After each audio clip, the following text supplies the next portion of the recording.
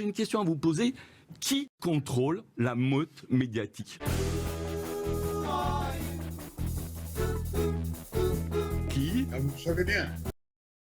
Donc c'est ça. Et en fait, mon analyse, c'est que en fait, le Netanyahou se sert de cette espèce de bulle d'impunité par les Occidentaux pour continuer cette guerre à Gaza dans des conditions absolument incontrôlables. Il s'adresse à son électorat. Et son objectif principal, c'est évidemment, et c'est un objectif qui est largement atteint malheureusement, c'est la destruction de Gaza, Rafah, de Gaza comme ville, mais du territoire tout entier. Il n'y a pas de plan pour l'après-guerre. Je crois que le plan, c'est raser Gaza, c'est ça. Et si possible, ça a été dit, je lis la presse israélienne régulièrement, eh bien, il s'agit de chasser, autant que c'est possible, la population gazaoui. Il y a deux façons de le faire. En rendant le territoire invivable, ce qui est déjà le cas.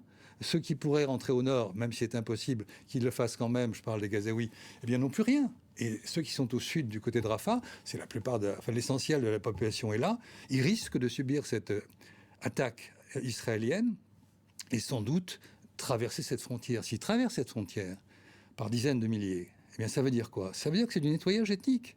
Et ça, c'est tout à fait... Enfin, il n'y a pas de mots pour dénoncer ça. Sur le plan du droit international, évidemment, c'est une violation flagrante du droit international, une de plus. Mais en plus, c'est, sur le plan humanitaire, quelque chose de terrible. En plus, il faut rappeler que les gens de Gaza sont à 85% des réfugiés de 48. Les grands-parents, les parents, les enfants. Et ces gens qui sont réfugiés, je dirais de père en fils, c'est terrible, eh bien là, ils vont à nouveau se retrouver dans une nouvelle, comme le disent les Palestiniens, cette fameuse Nakba, c'est-à-dire la catastrophe de 48, où on est obligé de partir, l'exode forcé. Et là, on est dans cette situation-là, on est juste à la tangente. Il est possible que dans les prochains jours ou les prochaines semaines, cette nouvelle Nakba se fasse, au vu et au su de tout le monde, on sait. Et les Nations Unies l'ont 1000 fois répété, Borrell, l'Européen, l'a dit aussi très clairement. Bref, on est dans une situation où on sait ce qui peut arriver. On le dénonce verbalement, et pourtant, il n'y a aucune action précise, concrète, forte, pour dire aux Israéliens, arrêtez tout cela et arrêtez ces massacres. Benjamin Netanyahou a aussi intérêt à maintenir, disons, cette guerre, cette tension à des fins personnelles. Mais écoutez, il y a aussi la dimension, vous avez raison, politique intérieure, mais enfin... l'enjeu, il est historique. Vous savez que nous vivons en ce moment une séquence d'histoire très importante. Plus jamais, plus rien ne sera comme avant à partir de ce qui s'est passé depuis le 7 octobre. Et par conséquent, effectivement, il joue sa carte personnelle. Et en fait, il est dans une impasse stratégique, parce que qu'est-ce que ça va donner, en fait, cette destruction de Gaza, s'il n'y a pas derrière vraiment la volonté de régler globalement la question israélo-palestinienne? Ça va donner une génération de jeunes Palestiniens qui n'auront qu'une envie, c'est de prendre les armes dans les temps qui viennent.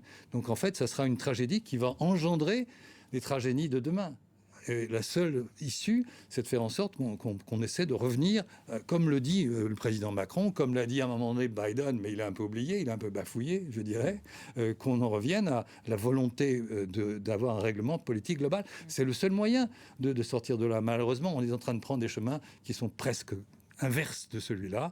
Et si on prend le cas de la sécurité d'Israël, qui est fondamental, bien entendu, assurer la sécurité d'Israël, c'est pas par la guerre, c'est par la paix. Comment est-ce que le front avec l'Égypte a été rendu pacifique, ou avec les Jordaniens? C'est par un traité de paix, et c'est par un traité, par la diplomatie, qu'on arrivera à sécuriser Israël véritablement, pas de cette façon-là. Et malheureusement, une fois encore, on prend cette direction, et comme vous le dites très justement, Netanyahou joue aussi des cartes personnelles, car il est extrêmement critiqué sur le plan interne. Pressé aussi par l'aile droite de son... Bien sûr, il est à la fois pris, mais bon, il n'est pas si éloigné que ça de l'aile droite. On dit toujours l'aile droite le pousse, mais en fait, on n'a pas besoin de le pousser beaucoup. Il est quand même sur cette position depuis des années et des années. Il réfute toute idée de possibilité d'un État palestinien et de compromis avec les Palestiniens. Donc c'est clair.